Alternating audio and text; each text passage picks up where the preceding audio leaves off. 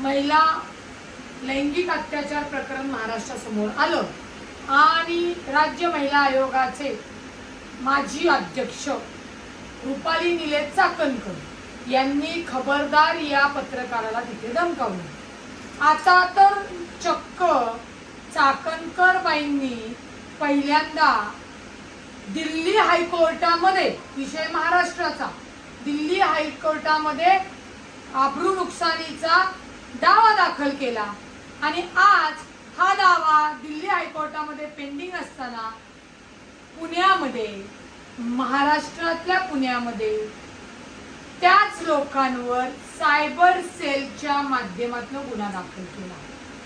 हा अत्यंत खोटा धांदात गुन्हा दाखल करण्याचं काम पुणे पोलिसांनी केलं। जर तेच त्यांच्याच विरोधात दिल्ली हायकोर्टामध्ये रुपाली चाकणकर गुन्हा दाखल करते, सिव्हिल पिटिशन दाखल करते, आम्ही तिथेही अपेअर झालेलो आहोत, आम्ही तिथेही सांगितलेलं आहे की गुन्हा दाखल करणारी महाराष्ट्राचे राज्य महिला आयोगाचे अध्यक्ष, गुन्हा घडलाय महाराष्ट्रात, तुम्ही ती महाराष्ट्रात पिटिशन पाठवली पाहिजे। आता तिथे यश मिळत नाहीये म्हणल्यानंतर इथे पुणे पोलिसांशी संगत मताने खोटा गुन्हा दाखल केलेला आहे। मुळामध्ये त्या गुन्ह्यामध्ये त्यांनी असं दाखल एफआयआर केलेली की रुपाली निलेश चाकणकरवर लैंगिक अश्लील अशी घाण पोस्ट आम्ही केलेली।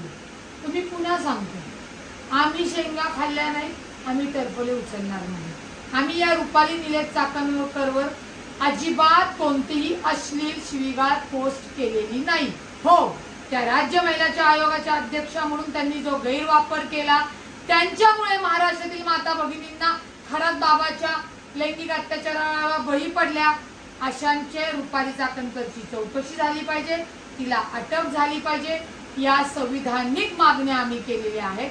परंतु रुपाली निलेश चाकणकर सातत्याने प्रशासनाला हाताशी घेऊन जो काही खोटा गुन्हा दाखल केलेला आहे त्याच्या विरुद्ध लवकरच आम्ही कोर्टामध्ये सुद्धा त्याचं जाब मागू आणि जी काही प्रोसिजर आहे ती आम्ही निश्चित हे करू। परंतु जो खोटा गुन्हा दाखल केलेला आहे त्याच्यामध्ये असं रुपाली चाकणकर म्हणलेले आहेत की मला लाज वाटली अश्लीलता।